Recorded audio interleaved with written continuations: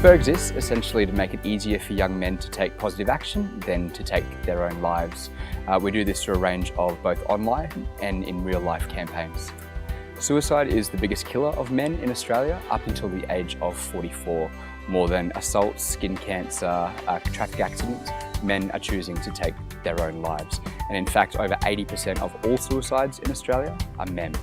And the way we see it is the country we live in is so obsessed with conforming to this stylized idea of masculinity that it's an easier option for young men to kill themselves than it is to ask for a little bit of help. And we think that's absolutely ridiculous. Effectively, we try and work through conversation. We think that's the most powerful place to start. And that simple act of having a conversation is enough to divert people's thinking patterns and to start a new conversation.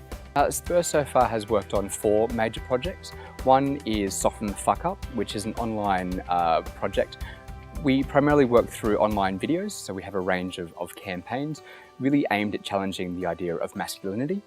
Our second project is one called Get Silent, Get Heard, which is an annual fundraiser where we challenge people around the world to go 24, 48 or 72 hours without talking.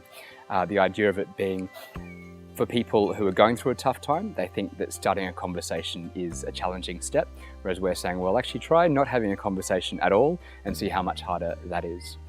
Our third project is one called Make Sounds, which is a real-life project where we take 24 young men from rural and remote areas of Australia, bring them together, and over 14 days they design from scratch, build by hand, compose on and perform on giant instruments.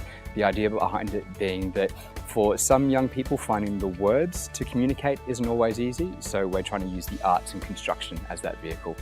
We assume that we've probably seen by somewhere between 1 and 2 million Australians, which, considering Australia has a population of around 20 million, that 10% mark is we're really happy with. The vision for Spur is that we want to be the leading campaign designers in Australia for men's mental health.